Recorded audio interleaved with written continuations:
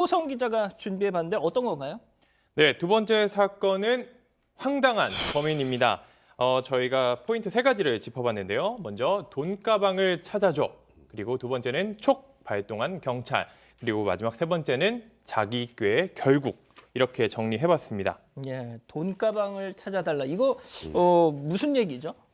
네, 전북 익산에서 벌어진 일인데요. 지난달 27일이었습니다. 오후 5시쯤에 한 30대 남성이 자신이 돈을 잃어버렸다, 돈가방을 잃어버렸다, 이렇게 지구대에 찾아와서 경찰관들에게 말을 했는데요. 이 남성이 주장하기로는 본인이 잃어버린 돈은 2,050만 원 정도였다. 이렇게 말을 해서 경찰은 남성과 함께 이제 분실 지점으로 출동을 했는데요. 익산시의 이제 평화사거리에서 농협 이 사이 800m 거리 사이에 자신이 돈가방을 잃었다 이렇게 신고를 한 상황이었습니다. 지금 나오는 영상이 그 지구대 CCTV 영상인가 보네요. 네, 맞습니다. 자, 그럼 두 번째 포인트가 말이죠. 촉이 발동한 경찰이라는 건데요. 자, 공 기자. 자, 뭐 지금까지 이도성 기자가 얘기한 것처럼 자, 같이 분실물을 찾으러 갔어요. 자, 그 과정에서 경찰, 야, 이 사람 좀 뭔가 냄새가 난다, 뭐 그랬다면서요. 네, 이건 정말 경찰관의 촉과 눈썰미가 엄청났다고 할 수 있습니다. 경찰관이 그의 이야기를 들으면서 생김새를 쭉 훑어봤는데 여기가 뭔가 석연치 않았다는 거죠. 먼저 마스크를 쓰고 있고 모자를 깊게 눌러 쓰고 있으면 조그만한 크기의 가방을 크로스로 메고 있었다고 해요. 크로스로. 사실 요즘 되게 흔해 보이는 옷차림일 수도 있는데 경찰은 이게 이 30대 남성의 모습으로 보기에 일반적이지 않다라고 생각을 했다고 합니다. 근데 어쨌든 행색은 조금 수상하지만 이게 진짜라면 큰일일 수도 있으니까 함께 돈을 찾으려고 지구대를 나서면서도 끊임없이 질문을 던졌다고 해요. 그래서 그 돈이 과연 어디에서 난 돈이냐, 어디에 출처가 있냐라고 말했는데 남성이 명확한 답을 내놓지 못하고 우물쭈물하다가 그냥 재직 중인 회사의 공금이다라고 말을 했다고 합니다. 근데 경찰이 인터넷에 이 회사 이름을 검색해봤는데 이미 폐업을 한 실체가 없는 회사였다는 겁니다. 이때 이제 경찰관들의 촉이 완벽히 발동했던 거죠. 그 경찰관분 누군지 몰라도 정말 대단한 분이시네요, 진짜. 자, 그 약간 무슨 가방을 메고 있었다고 그랬잖아요. 뭐 일수 가방 뭐 이런 걸 하고 있었던 건가요? 크로스백으로 경찰의 말에 따르면 30대 남성이 매기에는 조금 특이해 보였다라고 하는 가방이라. 나이든 가방이었나 보죠. 뭐 네, 이런 거? 저도 어떤 건지 굉장히 궁금하더라고요. 아니, 그러니까 약간 뭐 여담입니다만 일수 가방 같은 거 좀 들고 있는 분들은 뭐 그 예사롭지 않은 분들이 많이 계시잖아요. 예. 자, 아무튼 이 기자.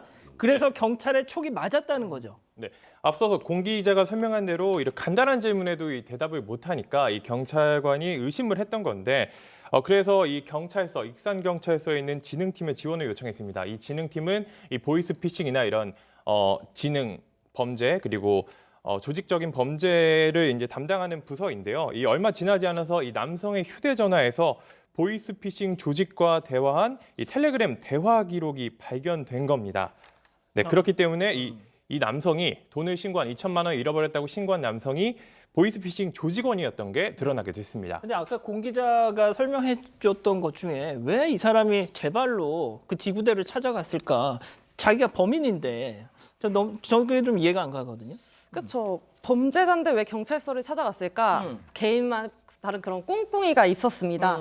이 돈을 중간에서 가로채려 했던 건데요. 예. 돈을 보니까 욕심이 나서 조직에게 피해자에게 받은 돈을 잊어버렸다라고 말을 하고 개인적으로 쓰려고 했다고 경찰서를 찾은 이유를 말했습니다. 근데 이게 그냥 잃어버렸다라고 하면 안 믿을 수도 있으니까 경찰에 신고를 해가지고 이력을 남기기 위해서 치밀한 범죄를 꿈꾸기 위해서 지구대를 찾았다라는 그렇군요. 말을 했더라고요.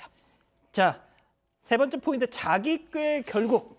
자, 승희 의원님, 그 돈을 혼자 차지하려다가 자기 꾀 자기가 당한 셈인데 일단 뭐 딱 들어도 알겠지만 범인이 약간 좀 빈 구석이 많네요, 좀. 그렇네요. 뭐 사실 인생에서 가장 안 해야 되는 일 중에 하나가 소탐대실, 과유불급인데 아마 돈을 딱 보니까 견물생심이 나왔는 것 같아요. 그래서 이제 기본적으로 이러한 신고를 하는 과정에서 경찰 관계자는 이렇게 말을 합니다. 남성이 일을 시작한 지가 얼마 되지 아니하였다라는 것으로 보인다. 그러니까 뭐 묻는 말에 대답도 못했는 거죠. 그래서 여죄 수사를 해보니까 추가로 범행도 발각되고 사실 이런 보이스피싱이라는 게 저희들이 서민 다중 피해라 그래서 대통령께서도 말씀을 주신 부분인데 이게 결국 범죄 집단은 외국에 존재를 하는 것이고 대한민국 내에서는 인출책, 전달책, 연락책 정도밖에 없기 때문에 사실 이러한 범죄를 발본색원하기 위해서는 좀 적극적인 국제 형사사법 공조가 필요하다 이렇게 말씀드리겠습니다. 자, 백 변호사님 그러면 이 남성 어떤 처벌을 받게 됩니까? 일단 보이스피싱 범죄이기 때문에요. 보이스피싱 범죄 뭐로 처벌받지 이렇게 궁금하신 분도 가끔 있더라고요. 사기죄입니다. 일단은 보이스피싱을 하는 것 자체가 뭐 예를 들어서 뭐 저금리 대출을 해줄 테니까 기존 거 갖고 갈아타라. 그러니까 돈을 어디다 맡겨라 이러면서 이런 방식으로 그 사람의 돈을 받아내는 것이잖아요. 이제 그에 대한 어찌 보면 범죄 단체 전체의 일부죠. 근데 최근에 N번방에서 조직비행의 범죄단체 조직죄 인정이 됐잖아요. 지금 현재 범죄단체 조직죄가 인정되는 게 3개입니다. 이제 그 인터넷 디지털 성착취 영상 관련 하나하고 우리가 알고 있는 조폭, 조직폭력, 그다음에 또 하나가 이 보이스피싱이에요. 보이스피싱은 말씀하셨던 것처럼 해외에 보통 주범이 있고 인출책, 전달책, 또 보이스피싱 하는 사람에게 역할이 나눠져 있잖아요. 그렇죠. 나중에 다른 조직원들이 좀 검거가 된다면 기본 이 사기죄, 지금 구속돼 있는 사기죄 외에 범죄단체 조직죄도 인정될 가능성이 많습니다. 알겠습니다. 자, 승 의원님 어떻게 보면 아까 공 기자가 설명한 것처럼 경찰의 어떤 뭐 기지로 이걸 잡은 건데 이 비슷한 사례가 지난달에도 있지 않았습니까? 네, 맞습니다. 예, 좀 설명 좀 해주시죠. 정년 3년 남겨놓은 베테랑 경찰관의 눈에 보이스피싱 조직이 보이스피싱을 하는 게 딱 눈에 걸렸는데요. 이게 발생한 장소는 부산인데요. 부산에 이제 가는데 오후에 출근하는 과정 속에서 경찰관이 이제 은행에 볼일 보러를 가는데 그 ATM 그러니까 우리가 현금 인출을 하는 장소죠. 그 중에 한 사람이 있어서 5만 원짜리 어떤 현금을 계속 어떤 계좌에 이렇게 두세 번 이렇게 나누어 보내는 게 있는데 사실 그런 경우가 많지 않잖아요. 그래서 그 상황을 딱 보고 경찰관이 딱 앞에 섰다는 거예요. 그래서 너 보이스피싱 조직 아니냐 이렇게 물어보니까 당황을 하는 모습이 보였고 그래서 이 사람을 잡고 나니까 금융감독원을 사칭해서 사실 이게 보이스피싱 피해자 입장에서는 자기 전 재산일 수가 있거든요. 그래서 40대 남성이 한 1,000여만 원 정도의 보이스피싱으로 피해받은 그 금액을 이제 외국에 보내는 과정, 즉 돈을 송금하는 과정에서 잡혔는 사건입니다. 그랬군요.